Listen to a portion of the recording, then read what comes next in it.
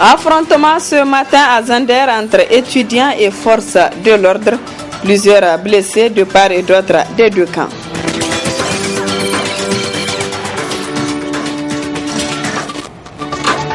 Célébration ce jour 1er novembre de la journée africaine de la jeunesse sur le thème la promotion de l'intégration des jeunes comme un catalyseur vers l'exploitation du dividende démographique. Mesdames, Messieurs, bonsoir, bienvenue à cette grande édition d'information sur la télévision Labari. Actualité dans nos régions et cap sur Zander où ce matin, étudiants et forces de l'ordre ont eu des affrontements. Une manifestation des étudiants pour exiger l'amélioration de leurs conditions de vie et d'études est à la base de ces affrontements. Commentaire Ousmane Sidikou. De l'électricité dans l'air en cette matinée du 2 octobre dans la capitale du Damagaram, Zender, où élèves et étudiants sont descendus dans la rue à l'appel du comité exécutif de l'Union des étudiants nigériens à l'université de la dite région. L'expression d'un ras-le-bol d'où une telle manifestation pour exiger l'amélioration de leurs conditions de vie et d'études. Bien que gazée et dispersée à coups de gaz lacrymogène, la ville a été le théâtre de vives échauffourées entre forces de l'ordre et manifestants. Des affrontements qui tendent à être légion dans cette région du pays, ce à peine à l'entame de la toute nouvelle année scolaire 2016-2017. Des fronts ouverts sporadiquement dans le secteur éducatif de cette région. Chose somme toute qui ne sera pas de nature à ramener la sérénité, d'où cette impérieuse nécessité à tous les acteurs de la chaîne, tout comme les autorités régionales de privilégier le dialogue en se retrouvant autour d'une même table de négociation pour sauver pendant qu'il est grand temps ce qui peut encore l'être, ce pour un dénouement heureux, pour enfin sortir des sentiers battus le secteur éducatif grippé dans cette région du pays. Et puis à Maradi, les étudiants ont organisé une marche pacifique hier de l'université de Maradi au gouvernorat. Ils étaient des centaines d'étudiants à battre le pavé. Au gouvernorat, le comité exécutif a remis aux autorités régionales un mémorandum contenant les différentes revendications des étudiants. Un extrait avec un membre du comité exécutif. Le comité exécutif de l'Union des étudiants nigériens, accompagné par sa grande base laborieuse, ont décidé d'évaluer la situation calamiteuse qui se vit dans notre université, d'organiser une marche pacifique pour exprimer toute notre colère, toute notre détresse vis-à-vis du peuple nigérien, notamment de la population de la région de Maradi. Comme vous le savez déjà, la situation à l'université de Maradi est tellement critique qu'il y a 4 mois de cela, les enseignants-chercheurs ont mis à feu et à flamme l'avenir de ce pays en refusant de venir enseigner les fils des paysans que nous sommes.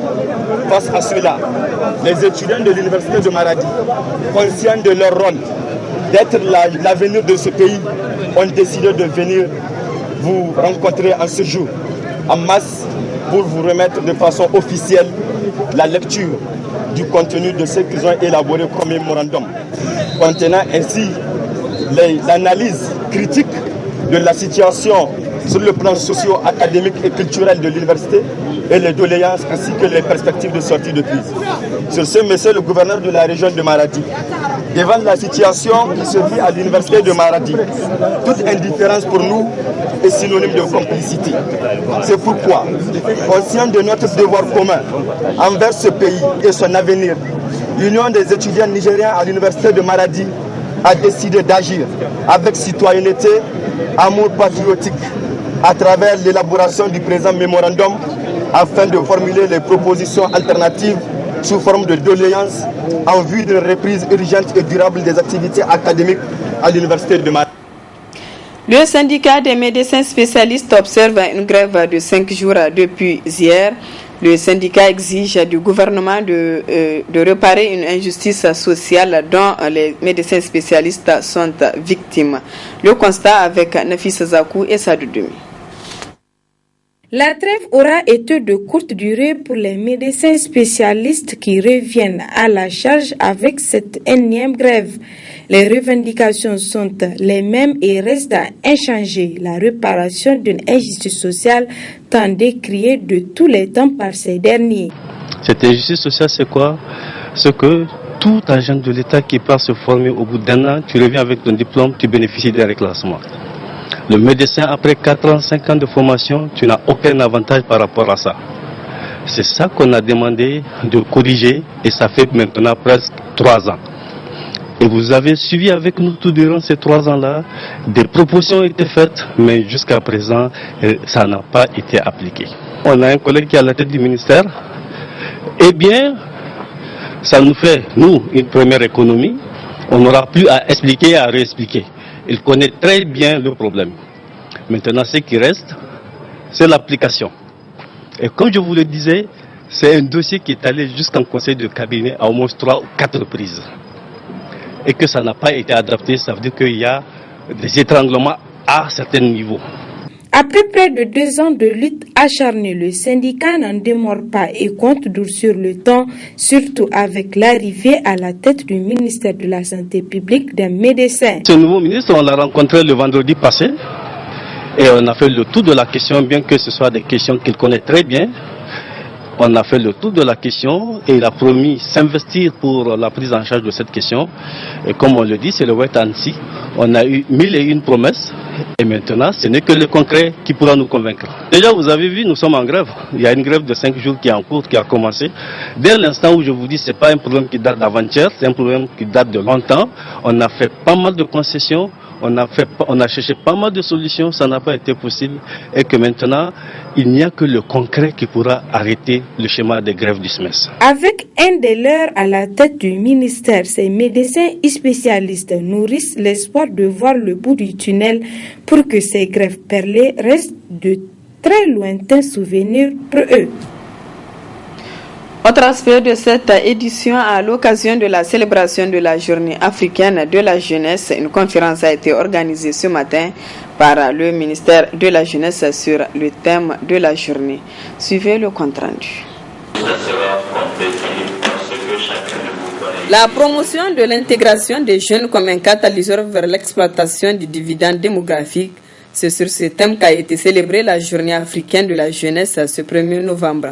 Cette 10e édition a regroupé au Palais de Congrès plusieurs structures de jeunes autour du thème choisi.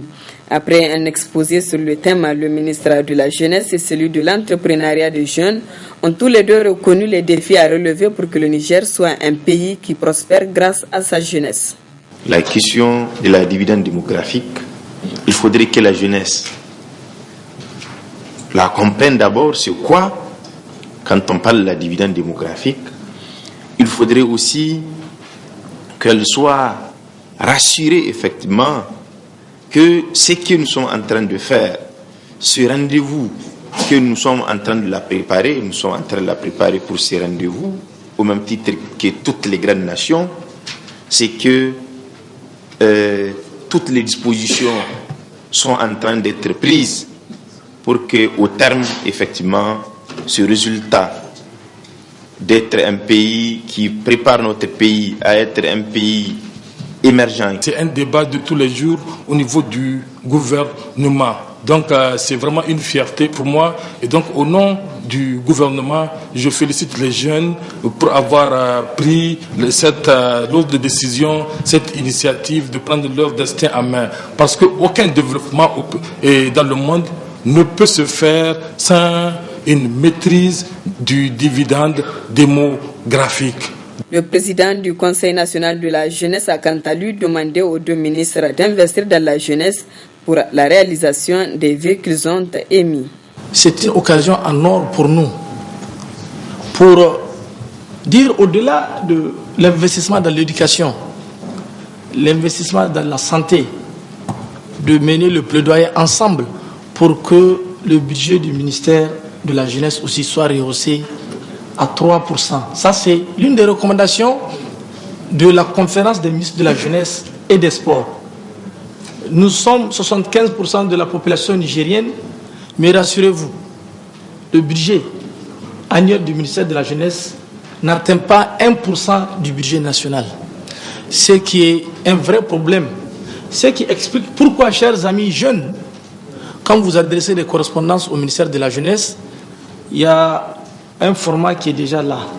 La population du Niger étant jeune et dépendante, c'est pourquoi la jeunesse présente à cette conférence a proposé des solutions pour avoir une jeunesse qui prend en charge le pays et devenir émergente. À l'occasion toujours de la journée africaine de la jeunesse, nos reporters ont tendu leur micro à quelques jeunes Nigériens qui se sont exprimés en ces termes.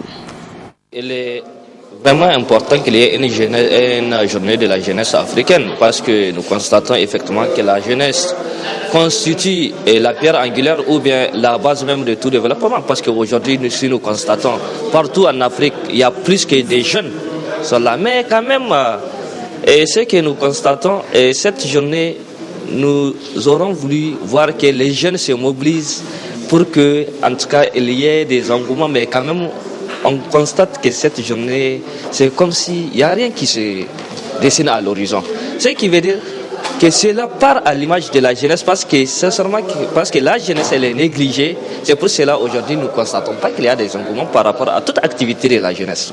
Vraiment, notre attente c'est de mobiliser la jeunesse, que la jeunesse soit mobilisée pour tous les secteurs.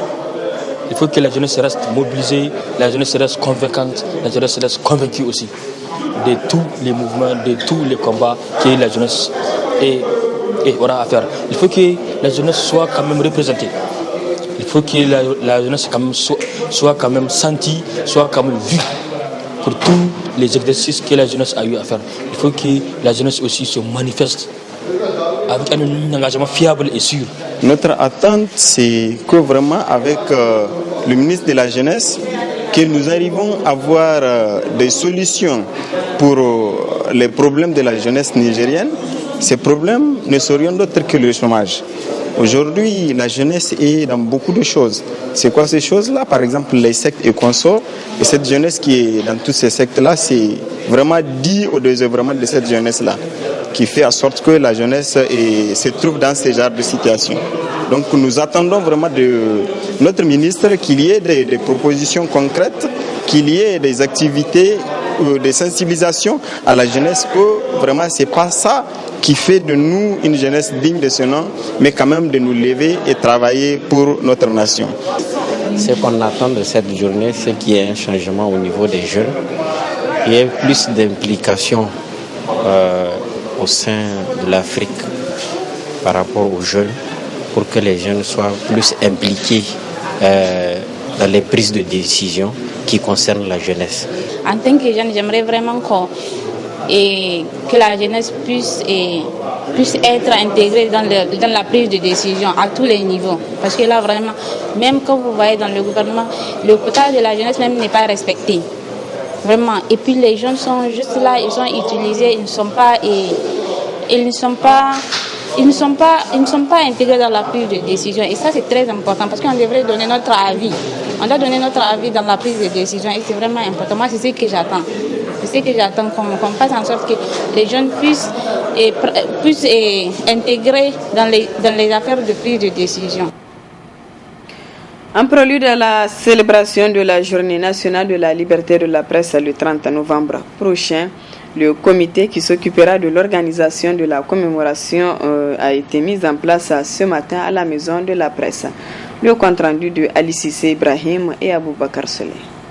La liberté de la presse est indissociable de la marche d'une démocratie qui se veut progressiste. Aussi, pour célébrer la liberté de la presse dans notre pays, la journée du 30 novembre a été consacrée à cette fin. Cependant, eu égard au boycott qu'a connu la commémoration de la journée nationale de la liberté de la presse l'année passée, la Maison de la Presse a jugé nécessaire de mettre en place un comité qui se chargera de l'organisation de la célébration qui aura lieu le 30 novembre prochain. Ibrahim Harouna, président de la Maison de la Presse, donne les innovations introduites pour la célébration de cette année. L'organisation d'une journée nationale de la liberté de la presse provenait des journalistes. Ce sont les journalistes même qui ont senti la nécessité d'organiser une journée. Et l'État a accepté de formaliser l'organisation de la journée. Mais au vu de la situation des médias, à un certain moment, les gens se sont dit que c'est peut-être aussi une occasion pour rappeler les dirigeants à comprendre la situation des médias nigériens n'est pas encore florissante, qu'il y a beaucoup de défis et qu'il y a beaucoup d'entraves à la liberté de la presse. C'était ça que l'année dernière, certains journalistes ont voulu dénoncer. C'est une façon d'attirer l'attention des dirigeants que la situation n'est pas encore florissante et qu'il y a beaucoup d'entraves à la liberté. Mais cette année, la particularité, ce sont les organisations même socio-professionnelles des médias qui organisent la journée. Ce n'est pas l'État, c'est nous-mêmes qui organisons la journée.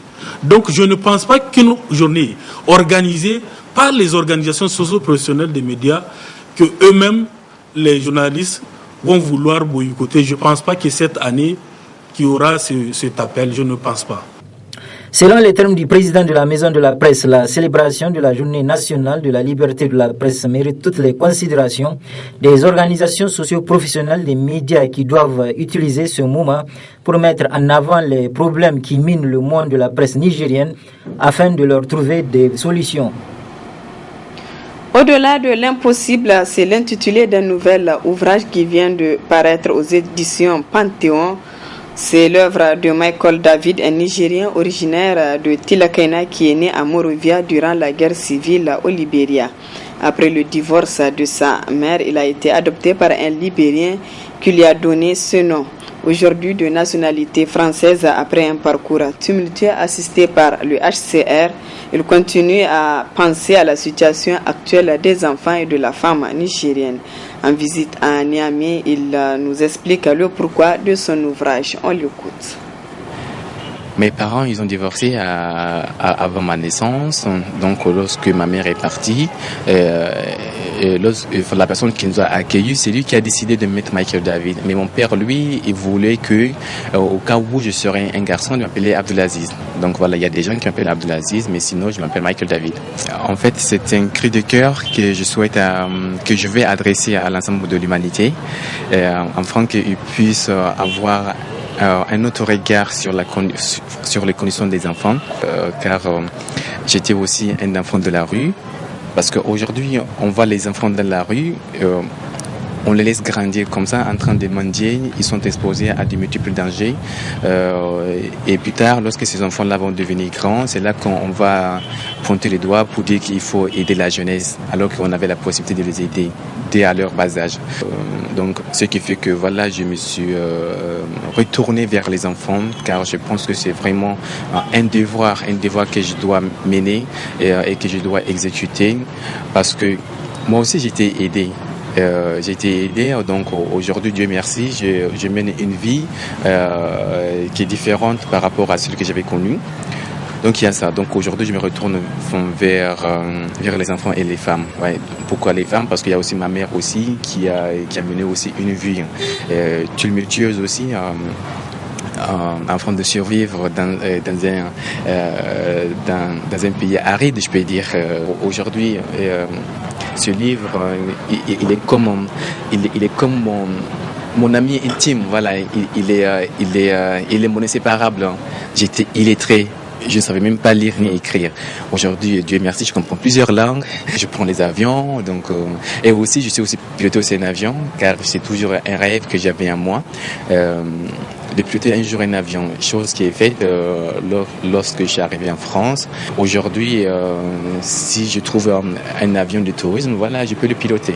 J'ai élaboré plusieurs projets qui répondent vraiment le besoin des enfants de la rue. Afin que nous puissions ensemble combattre ce phénomène-là qui nous fait tant de mal. Et il n'y a pas que le Niger, parce qu'on peut voir ici le même phénomène des talibés au Sénégal, je peux dire en Afrique de l'Ouest. Donc aujourd'hui, j'ai fait un projet vraiment qui peut répondre à ce besoin-là, afin qu'ensemble nous puissions vraiment aider cette jeunesse, les enfants qui sont vraiment abandonnés dans les rues, exposés à de multiples dangers. Ils sont exposés au travail, ils ne sont pas éduqués.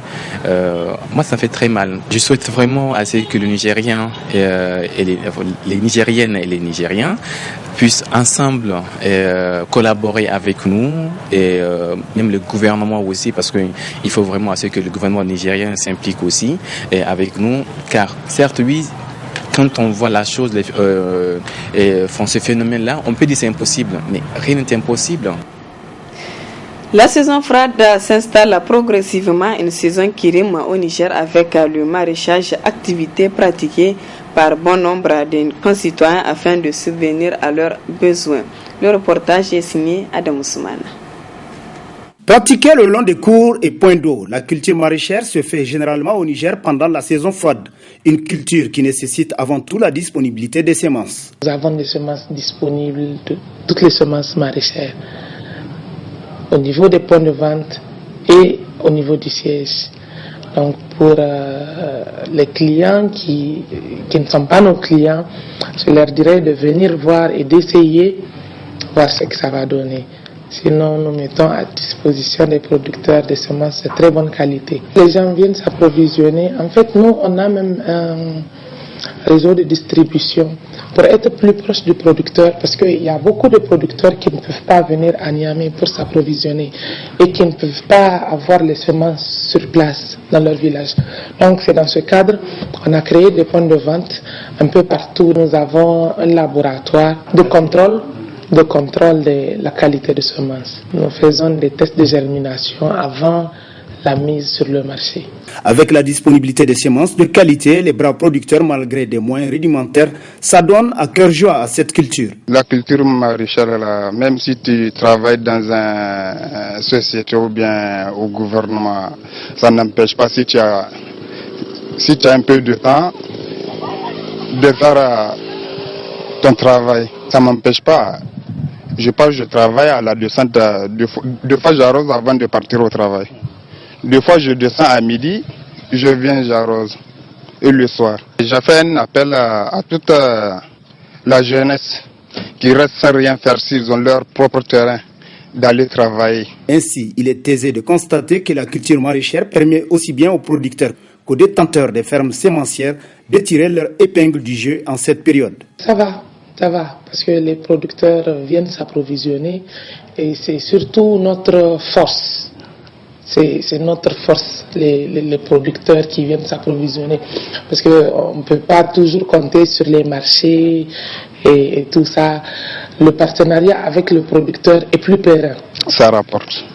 Parce qu'aujourd'hui, même si ça ne rapporte pas, là où tu peux avoir au moins 5 à 6 à 7 000 jusqu'aux 10 000 aux planches, c'est déjà bon. Comme dirait l'autre, la terre ne ment jamais. Et avec le maraîchage, elle nourrit bien son homme au Niger. Cependant, il est regrettable de constater un manque d'intérêt à tous ces braves producteurs de la part de l'initiative 3N, censée pourtant booster le secteur. Voilà, mesdames, messieurs, ici s'achève ce journal. Merci à vous de l'avoir suivi et excellente soirée en compagnie du programme de la télévision La Bari.